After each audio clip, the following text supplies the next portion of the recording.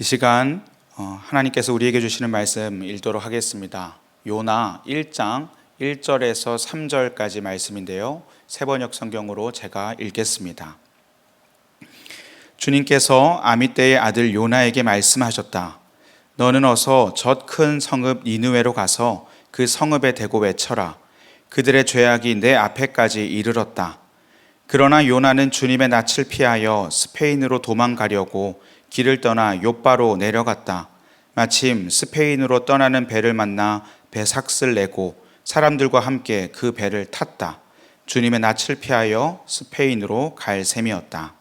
아멘. 하나님의 말씀입니다. 이따금 자기 전에 침대에 누워서 저희 아이들에게 이야기를 해줄 때가 있습니다. 얼마 전에 요나가 생각나서 요나 얘기를 해주겠다고 했어요. 그러니까 저희 큰아들이 그 물고기에 들어간 사람 이렇게 얘기를 하더라고요. 맞다고 하면서 그 이야기를 계속해서 이어나갔던 기억이 있습니다. 요나서는 우리에게 참 익숙한 책입니다. 어린이들이 느끼는 어떤 재미있는 요소들도 특별히 더 있는 것 같아요. 그런데 막상 요나서를 깊이 묵상하고 이해하는 경우는 좀 드문 것 아닌가라는 생각을 합니다.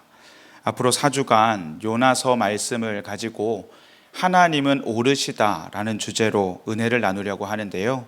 그 시간 동안 우리 마음에 정말 요나서에 대한 이해가 더욱 깊어지고 하나님이 오르시다는 고백 가운데 서가는 우리 모두가 되기를 축복합니다. 요나 하면 무엇이 떠오르시나요? 제 마음에는 불순종의 아이콘이 아닌가라는 마음이 떠올라요. 그리고 성격을 꼽으라면 조금 꽤나 독특한 모습일 것 같다라는 이미지가 제 머릿속에 떠오르곤 합니다. 하지만 사실 요나는 굉장한 선지자예요. 요나에 대한 얘기가 성경에 2번 나오거든요. 한 번은 오늘 우리가 읽은 요나서에 나오고요. 한 번은 열왕기 하에 나옵니다. 열왕기하 14장 25절 말씀 보시면 그러나 그는 이스라엘의 국경 하맛 어기로부터 아라바 바다까지 회복하였다. 이것은 주 이스라엘의 하나님께서 그의 종인 가드에벨 사람 아미떼의 아들 요나 예언자에게 말씀하신 그대로였다. 이렇게 나오고 있습니다.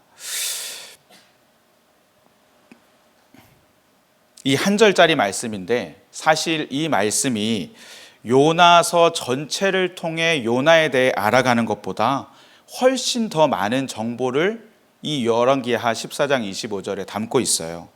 이 말씀 때문에 요나가 북이스라엘 여로보암 2세 때 활동했다라는 예언자라는 것을 알 수 있고요.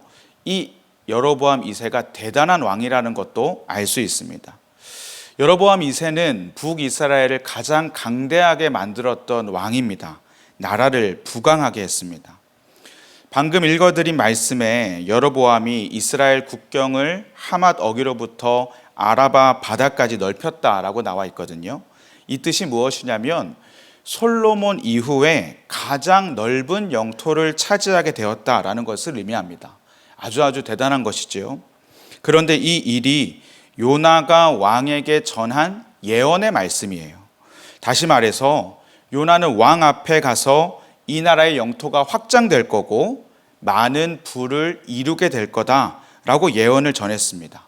승리와 번영의 메시지이지요. 상식적으로 생각을 해볼 수 있어요. 왕이 요나를 좋아했을까요? 싫어했을까요? 좋아했겠지요. 또 여쭤보겠습니다. 그러면 요나는 왕을 좋아했을까요? 싫어했을까요? 너무 어렵나요? 좋아했을 것 같아요. 여로보암 2세의 통치가 불의하다고 여겨서 비판한 선지자들도 있었습니다. 아모스와 호세아가 그러했어요. 그런데 요나는 여로보암 2세가 국가의 힘과 영향력의 확대로 강력한 군사 정책을 펼쳐나갔는데 그것을 지지했던 사람이 바로 요나입니다. 그런 예언을 하고 있기에 그렇습니다.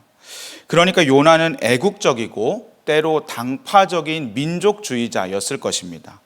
그런데 요나에게 하나님께서 말씀하시는 거예요. 2절을 다시 한번 읽어볼게요. 너는 어서 저 큰 성읍 니느웨로 가서 그 성읍에 대고 외쳐라. 그들의 죄악이 내 앞에까지 이르렀다. 사실 이 말씀은 요나에게 꽤나 충격적인 말씀입니다. 두 가지 이유가 있는데요. 첫 번째로는 요나는 지금 히브리 사람이잖아요. 그런데 지금 이스라엘을 떠나서 다른 나라, 이방 나라로 가서 말씀을 전하라고 하나님께서 말씀하고 계세요. 이런 전례가 없었습니다. 어떤 선지자도 그 나라 백성에게 전한 말씀을 그 나라에서 전했지, 때로 다른 나라, 이방 나라를 향한 말씀을 주셨지만 그것도 이스라엘 내에서 전했던 것입니다. 이방 나라까지 가서 전하는 경우는 한 번도 없었어요. 그런데 요나에게 하나님이 이렇게 말씀하신 거예요. 두 번째 이유는 하나님이 아수르 제국의 수도였던 니느웨의 파멸을 경고하기 원하신다는 것이 문제였습니다. 선지자의 통밥으로 요나가 선지자를 좀 해보니까 이 느낌이 딱 온 거예요. 무슨 느낌이냐? 지금 하나님의 말씀이 니느웨가 멸망하길 바라시는 게 아니에요. 니느웨가 회개하길 바라신다는 마음이 요나에게 느껴진 것입니다. 아마 이 말씀을 받는 순간 요나는 충격을 받았을 뿐만 아니라 하나님께 배신감이 들었을지도 몰라요. 그도 그럴 것이 아수르는 너무나 잔인한 나라였습니다. 당시에 대륙의 패권을 가지고 있었던 강력한 나라였는데요. 아수르는 다른 나라를 정복할 때 정말로 잔인하게 사륙하기로 유명한 나라였어요. 적들에 대한 고문, 사지 절단, 목 베는 장면 등을 커다란 돌기둥에 자세하게 묘사하기도 했어요. 더해서 제가 지금 이 설교단에 서서 말씀드리기도 벅차고 어려운 정도의 참으로 잔인한 일들이 아수르 제국에 의해서 일어났습니다. 그런 일들이 너무 많았어요. 그런 아수르가 이스라엘에게 조공을 요구합니다. 요나의 생애 내내 유대인들의 그 왕국을 위협해요. 그러다 결국 이스라엘과 사마리아를 침공해서 멸망을 시키죠. 그런데 지금 그 하나님이 그 나라로 가서 그 나라를 살려주시겠다고 회개의 메시지를 전하라고 하시는 거예요. 요나는 당파적인 민족주의자다 말씀드렸잖아요. 그에게 이건 정말로 말이 안 되는 일인 것입니다. 어떻게 하나님이 그러실 수 있으신 겁니까? 선하신 하나님이 아수르와 같은 나쁜 민족을 향해 하나님의 은혜를 경험하게 될 수 있는 가능성을 어떻게 열어주신다는 겁니까? 하나님이 정의로우시면 그들을 멸하셔야죠. 그들에게 갱생의 가능성을 주어서는 안 되지요. 하나님, 우리가 불쌍하잖아요. 우리를 살려주셔야 되죠. 우리에게 힘을 주셔야 되잖아요. 하는 마음이 요나에게 있었습니다. 요나는 그를 부르신 하나님의 말씀에 기준을 둔 것이 아니라요, 자신의 생각과 자신의 감정과 자신의 논리의 옳고 그름에 기준을 두었어요. 하나님의 선하심과 오르심을 부정하고 자기의 감정의 옳음과 자기의 감정을 하나님께도 강요하고 있습니다. 아미떼의 아들인 요나라고 나오거든요. 아미떼는 진리라는 뜻입니다. 진리의 아들인 요나가 어느새 진리의 자리에 앉아서 자기가 옳고 그름을 판단하고 있는 것입니다. 하나님이 틀렸다 생각한 요나는 하나님을 피합니다. 우리가 잘 아는 다시스, 세번역 성경에는 스페인으로 번역되어 있는데요, 스페인으로 도망을 가요. 왜 스페인일까요? 당시에 히브리 사람들이 생각하기에 가장 먼 곳이 스페인이었어요. 사실 지도상의 거리만 놓고 보면요, 니느웨로 가는 것보다 스페인으로 가는 것이 3배가 멉니다. 하나님의 말씀에 순종하는 것보다 불순종하는 것이 훨씬 더 힘든 거예요. 하나님 말씀에 순종하는 삶이 더 어렵다라고 느껴지십니까? 그렇지 않아요. 말씀대로 살지 않는 것이 더 버겁습니다. 저는 이게 새벽 기도를 할 때 깨달아지더라고요. 이번 주 특세 기간이라서 다들 피곤하시죠? 새벽 기도 안 하다가 하게 되면 한 3일 때쯤 되면 지구가 막 빙빙 돌고 그런 느낌들 갖지 않으시는지 모르겠습니다. 제가 한 가지 팁을 드릴까요? 저희 큰아들이 옷을 입고 자요.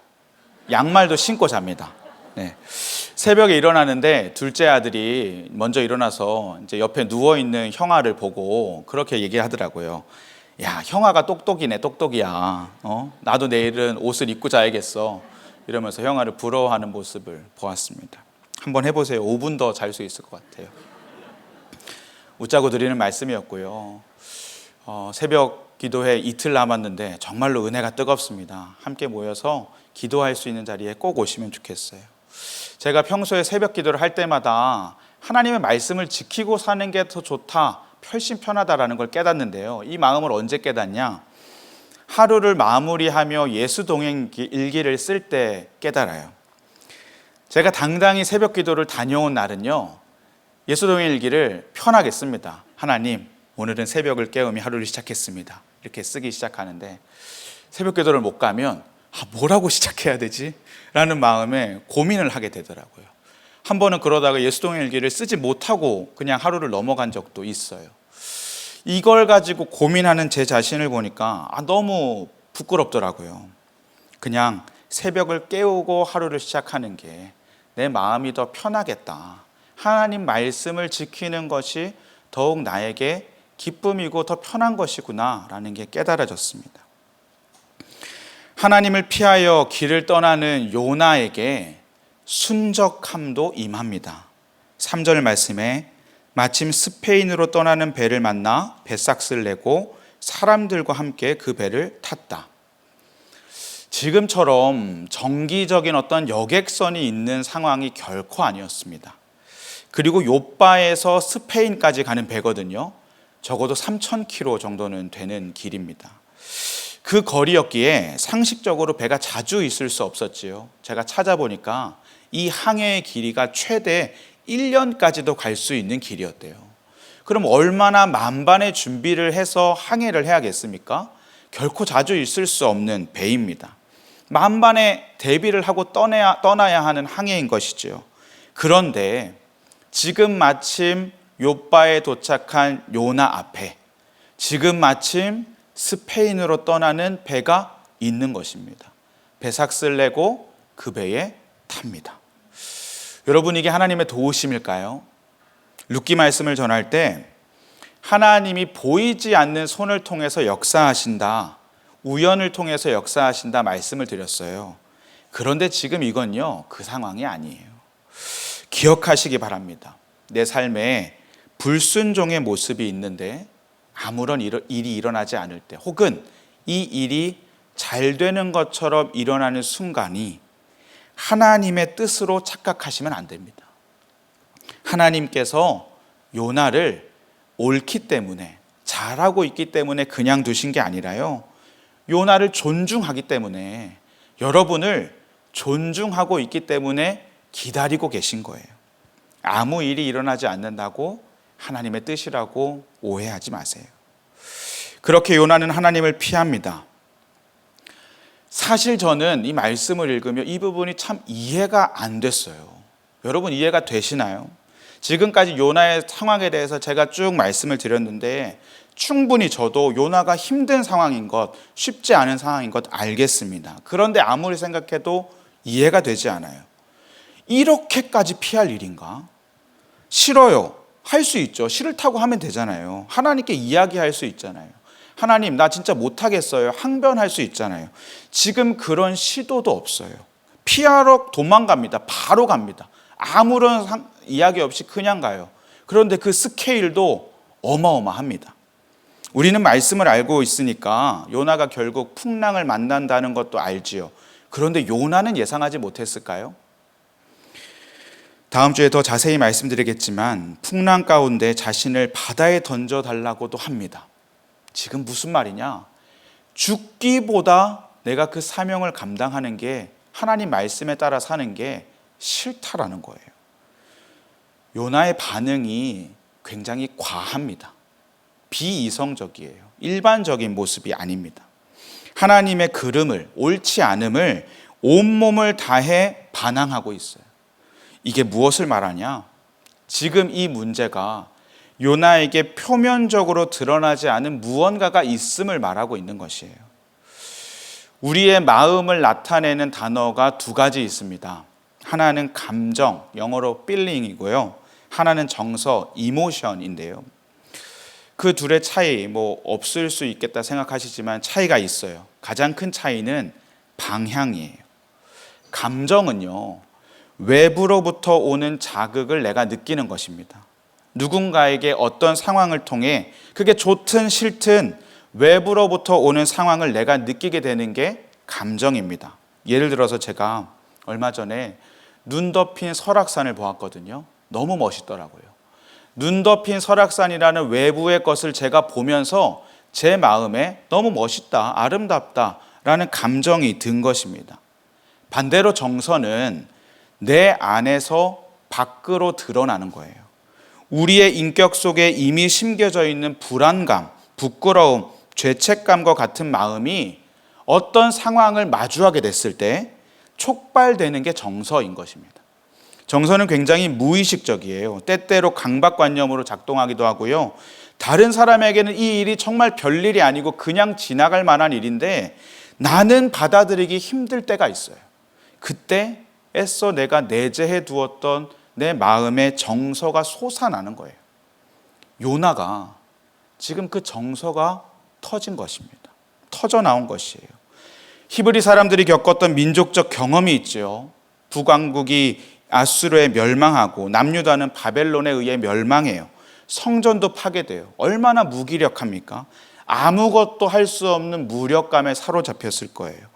치욕의 역사 가운데 수치심, 모멸감, 공포, 분노, 이러한 정서들이 히브리 사람들 안에, 요나 안에 내재되어 있어요. 그 마음에, 몸과 마음에 새겨져 있는 것입니다.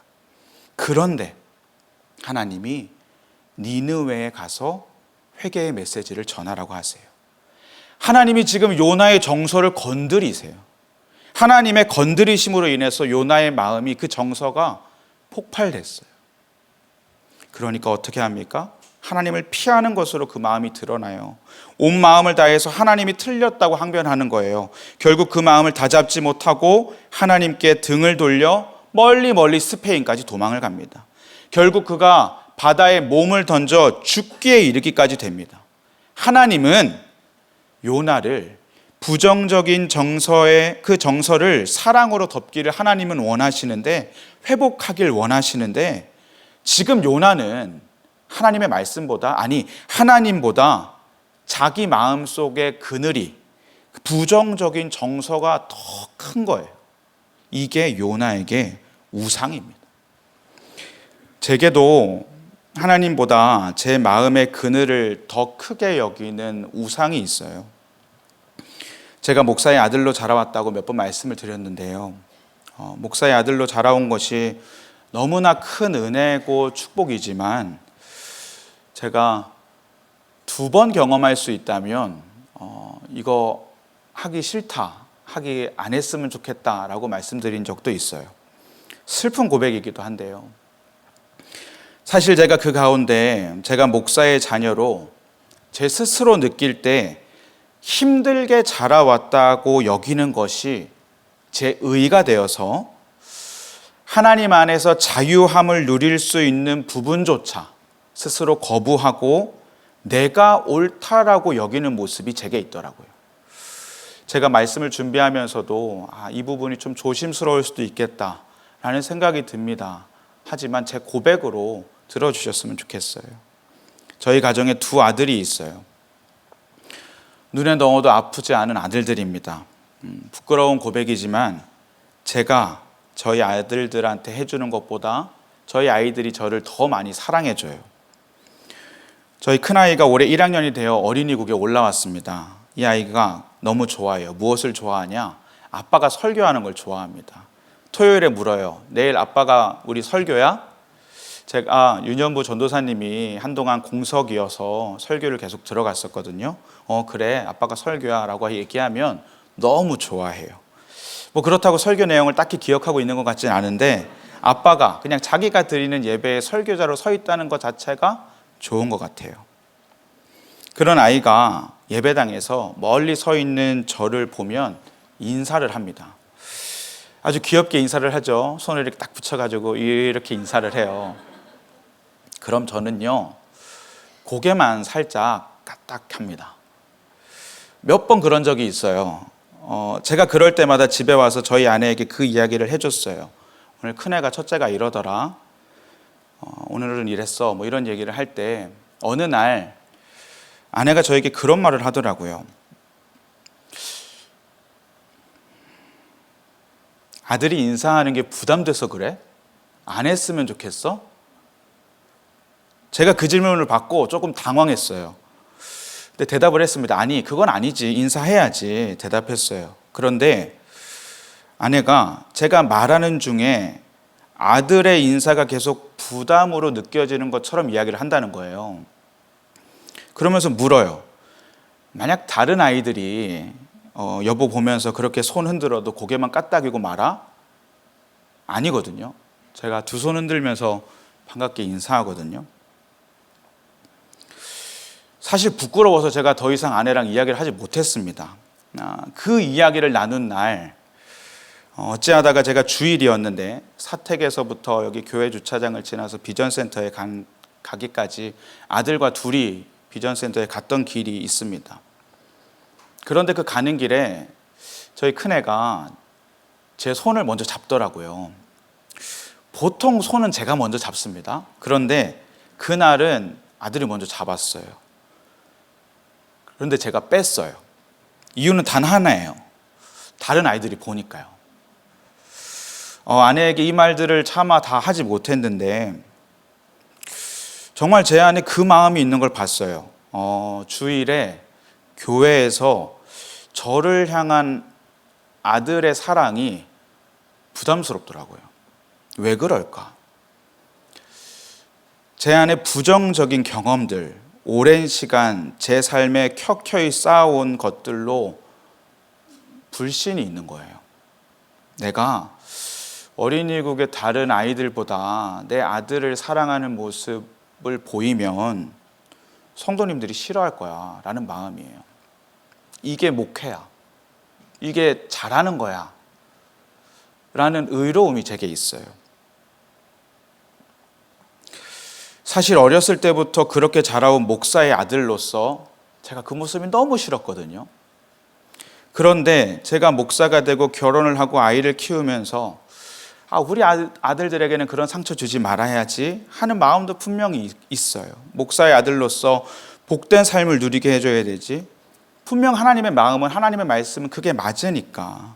그런데 막상 제 삶에서 그렇게 못해요. 제 안에 마음의 그늘이 하나님보다, 하나님의 말씀보다 더 크게 느껴져요.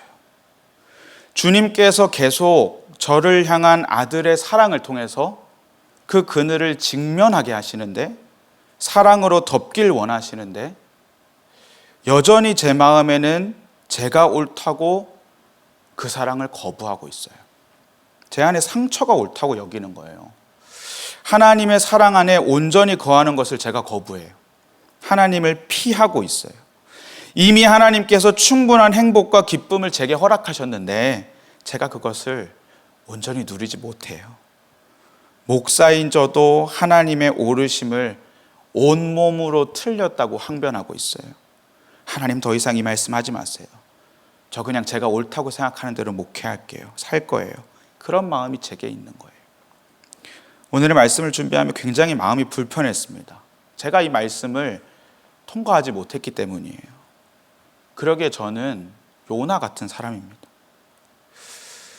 여러분, 우리의 마음은 어떻습니까? 나의 의로움으로 꽁꽁 쌓여있는 상처가 하나님의 크신 사랑을 거부하고 있지는 않으십니까? 혹 누군가가 나에게 용서를 구하는데 용서하기 싫은 마음으로 살고 계시진 않으세요? 용서 제발 구하지 마. 내가 너 미워할 거야. 내 안에 그늘이, 억울함이, 분노가 삶의 장작이 되어서 그 불을 더욱 활활 지피며 살고 계시진 않습니까? 내 의로 벽을 세우고 그 마음으로 하나님의 사랑조차 거부하고 살고 계시진 않습니까? 하나님을 피하고 계시진 않으신가요? 내가 하나님보다 나를 옳다고 여기고 있는 거예요. 하나님의 사랑을 거부하고 스페인으로 도망가고 있는 거예요.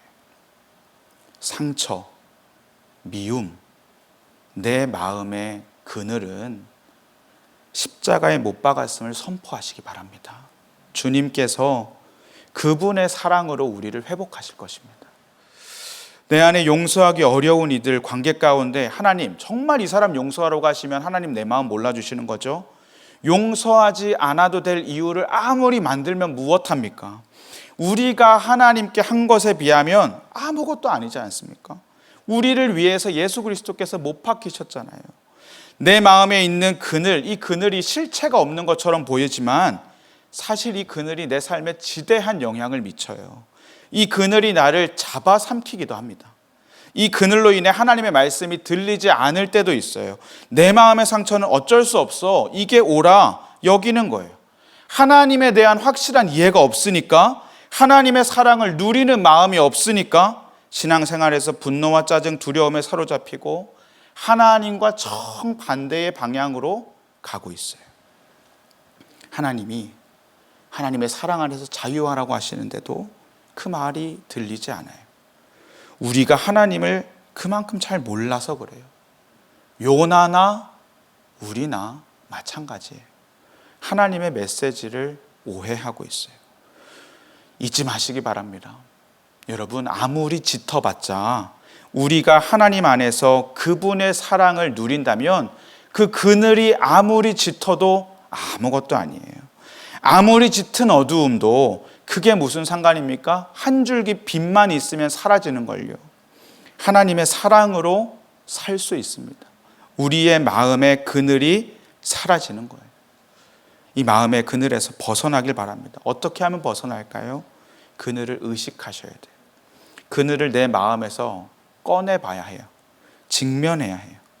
직면해서 내가 그것을 보고 그 그늘 또한 내 삶의 일부라는 것을 받아들이고 인정할 때 그 그늘이 나의 삶에서 사라지는, 자유하게 되는 일이 일어날 줄 믿습니다.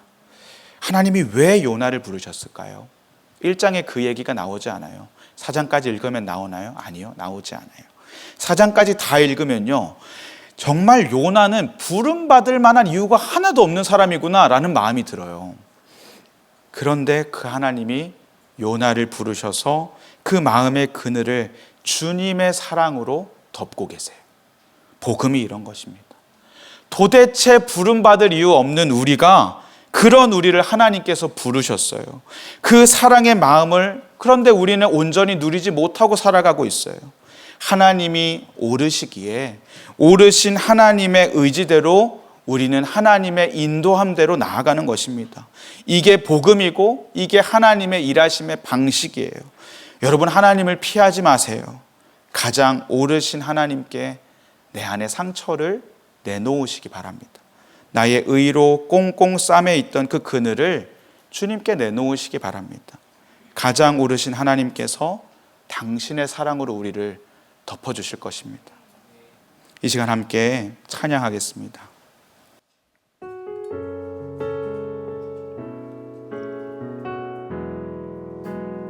아바 아버지, 아바 아버지, 아바 아버지, 나를 안으시고 바라보시는 아바 아버지, 아바 아버지, 아바 아버지, 나를 도우시고 힘주시는 아버지. 다시 한번 찬양합니다. 아바 아버지, 아바 아버지, 아바 아버지, 나를 안으시고 바라보시는 아바 아버지, 아바 아버지, 아바 아버지, 나를 도우시고 힘주시는 아버지. 주는 내 맘을 고치시고 볼 수 없는 상처 만지시네. 나를 아시고 나를 이해하시네. 내 영혼 새롭게 세우신 주는 내 맘을